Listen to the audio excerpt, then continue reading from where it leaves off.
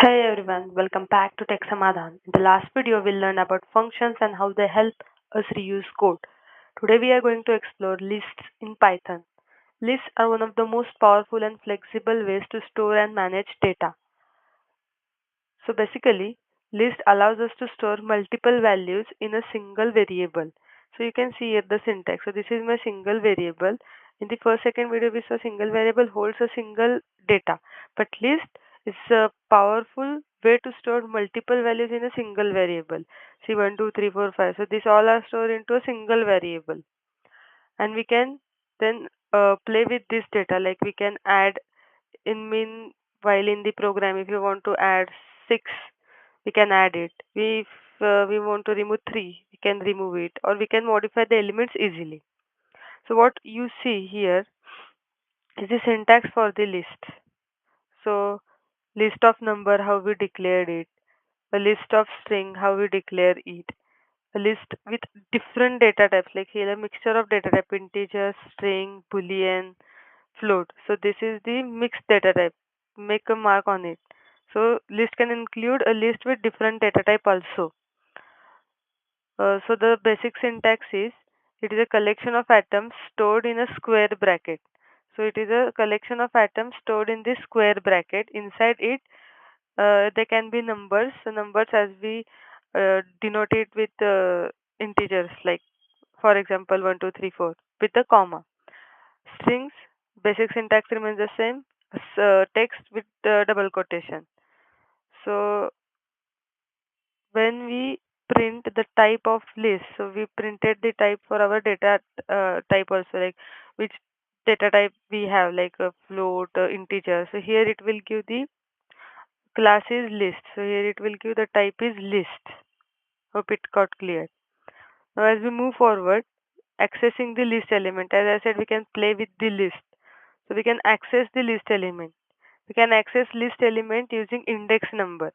Now what is index number? Index number is nothing but now this apple is sitting on index number 0. It will start from 0 and it will goes to infinity. So apple is sitting on 0. I want to access apple. Definitely I would print fruits index number 0. The output would be apple. As I ran that program, so see, print fruits, the output would be apple.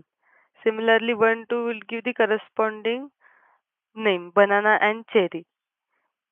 So keep in mind that index number starts from 0. We can also use negative index to count from the end.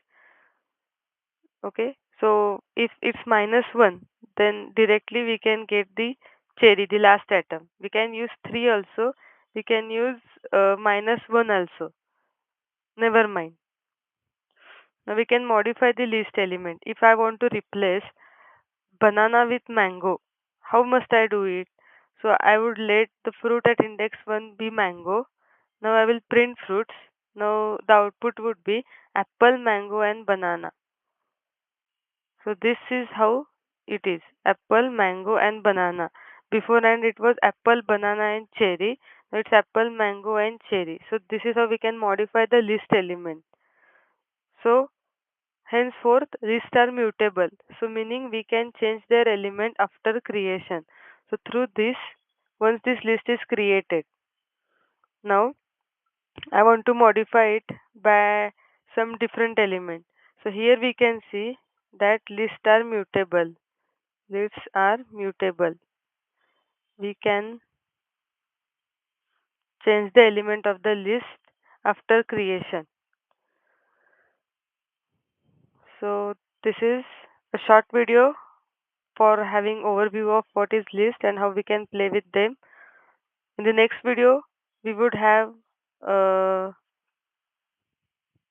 more onto it, like removing elements, looping through a list slicing, sorting a list. So there are many things remaining.